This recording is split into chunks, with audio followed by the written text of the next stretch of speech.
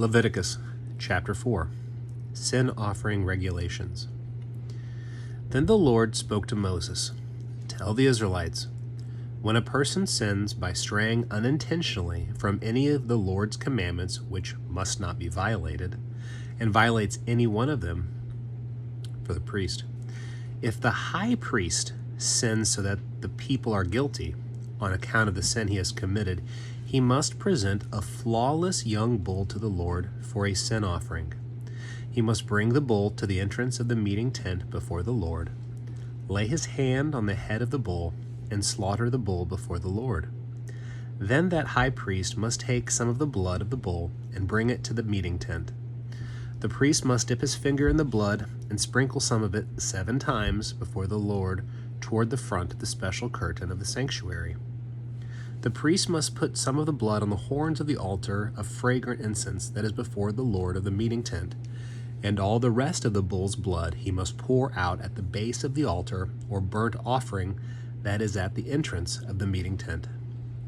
Then he must take up all the fat from the sin offering bull, the fat covering the entrails and all the fat surrounding the entrails, the 2 kidneys with the fat on their sinews, and the protruding lobe on the liver, which he is to remove along with the kidneys, just as it is taken from the ox of the peace offering sacrifice. And the priest must offer them up in smoke on the altar of burnt offering. But the hide of the bull, all its flesh, along with its head and its legs, its entrails and its dung, all the rest of the bull, he must bring outside the camp to a ceremonial clean place, to the fatty ash pile, and he must burn it on a wood fire. It must be burned on the fatty ash pile. For the whole congregation. If the whole congregation of Israel strays unintentionally, and the matter is not noticed by the assembly, and they violate one of the Lord's commandments, which must not be violated, so they become guilty.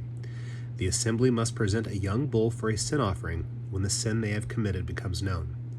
They must bring it before the meeting tent. The elders of the congregation must lay their hands on the head of the bull before the Lord, and someone must slaughter the bull before the Lord. Then the high priest must bring some of the blood of the bull to the meeting tent, and that priest must dip his finger in the blood and sprinkle some of the blood 7 times before the Lord toward the front of the curtain. He must put some of the blood on the horns of the altar, which is before the Lord in the meeting tent, and all the rest of the blood he must pour out at the base of the altar of burnt offering that is at the entrance of the meeting tent. Then the priest must take all its fat and offer the fat up in smoke on the altar. He must do that with the rest of the bull, just as he did with the bull of the sin offering. This is what he must do with it. So the priest will make atonement on their behalf, and they will be forgiven. He must bring the rest of the bull outside the camp and burn it just as he burned the first bull. It is the sin offering of the assembly. For the leader. Whenever a leader, by straying unintentionally, sins and violates one of the commandments of the Lord his God, which must not be violated, and he pleads guilty, or a sin that he committed is made known to him, he must bring a flawless male goat as his offering. He must lay his hand on the head of the male goat and slaughter it at the place where the burnt offering is slaughtered before the Lord. It is a sin offering. Then the priest must take some of the blood of the sin offering with his finger and put it on the horns of the altar of burnt offering, and he must pour out the rest of its blood at the base of the altar of burnt offering. Then the priest must offer up all its fat up in smoke on the altar like the fat of the peace offering sacrifice. So the priest will make atonement on his behalf for his sin, and he will be forgiven. If an ordinary individual sins by straying unintentionally, when he violates one of the Lord's commandments, which must not be violated, he pleads guilty, or his sin that he committed is made known to him, he must bring a flawless female goat as his offering for the sin that he committed. He must lay his hand on the head of the sin offering and slaughter the sin offering in the place where the burnt offering is slaughtered.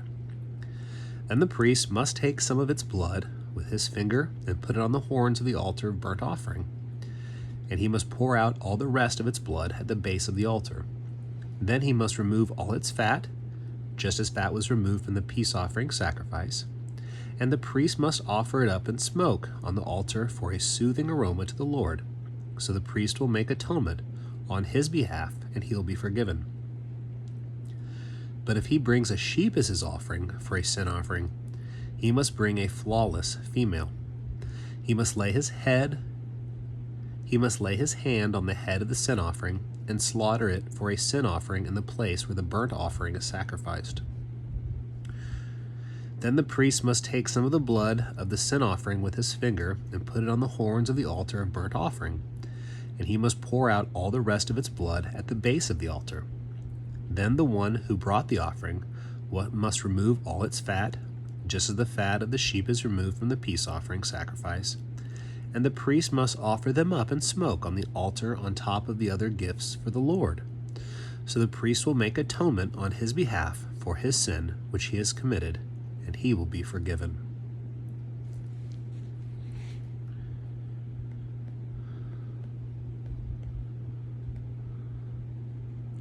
Leviticus chapter 5. Additional sin offering regulations. When a person sins, in that he hears a public curse against one who fails to testify, and he is a witness, he either saw or knew what happened, and he does not make it known, then he will bear his punishment for iniquity. When there is a person who touches anything unceremonial unclean, whether the carcass of an unclean wild animal, or the carcass of an unclean domesticated animal, or the carcass of an unclean creeping thing, even if he did not realize it, he has become unclean and is guilty. Or when he touches human uncleanliness with regard to anything by which he can become unclean, even if he did not realize it, but he has later come to know it and is guilty. Or when a person swears an oath, speaking thoughtlessly with his lips, whether to do evil or to do good with regard to anything which the individual might speak thoughtlessly in an oath, even if he did not realize it, but he has later come to know and is guilty with regard to one of these oaths. When an individual becomes guilty with regard to one of these things, he must confess how he has sinned, and he must bring his penalty for guilt to the Lord for his sin that he committed, a female from the flock, whether a female sheep or a female goat, for a sin offering. So the priest will make atonement on his behalf for his sin. If he cannot afford an animal from the flock, he must bring his penalty for guilt for his sin that he has committed: 2 turtle doves or 2 young pigeons to the Lord, one for a sin offering and one for a burnt offering. He must bring them to the priest and present first the one that is for a sin offering. The priest must pinch its head and nape of its neck, but must not sever the head from the body. Then he must sprinkle some of the blood of the sin offering on the wall of the altar, and the remainder of the blood must be squeezed out at the base of the altar. It is a sin offering. The second bird he must make a burnt offering according to the standard regulation. So the priest will make atonement on behalf of his person for his sin which he has committed, and he will be forgiven.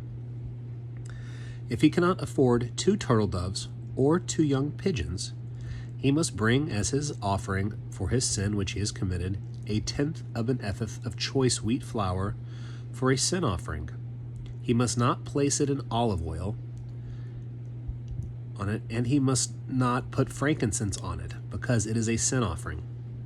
He must bring it to the priest, and the priest must scoop it out from a handful as its memorial portion, and offer it up in smoke on the altar on top of the other gifts of the Lord. It is a sin offering.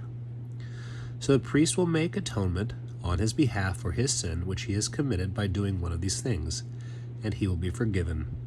The remainder of the offering will become to the priest like the grain offering.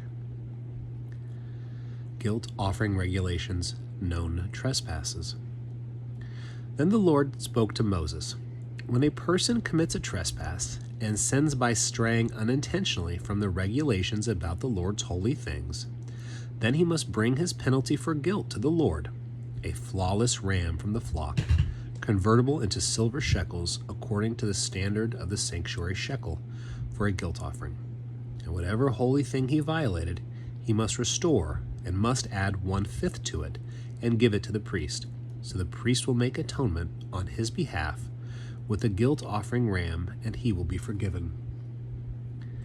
If a person sins and violates any of the Lord's commandments that must not be violated, although he did not know it at the time, but later realizes he is guilty, then he will bear his punishment for iniquity, and must bring a flawless ram from the flock, convertible into silver shekels, for a guilt offering to the priest. So the priest will make atonement on his behalf for his error that he committed, although he himself had not known it, and he will be forgiven. It is a guilt offering. He was surely guilty before the Lord.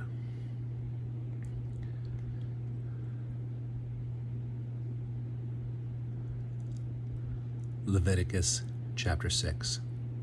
Trespass by deception and false oath.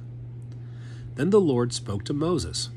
When a person sins and commits a trespass against the Lord by deceiving his fellow citizen in regard to something held in trust, or a pledge, or something stolen, or by extorting something from his fellow citizen, or has found something lost and denies it and swears falsely concerning any of the things that someone might do to a sin, when it happens that he sins and he is found guilty, then he must return whatever he has stolen, or whatever he extorted, or the thing that he held in trust, or the lost thing that he found, or anything about which he swears falsely.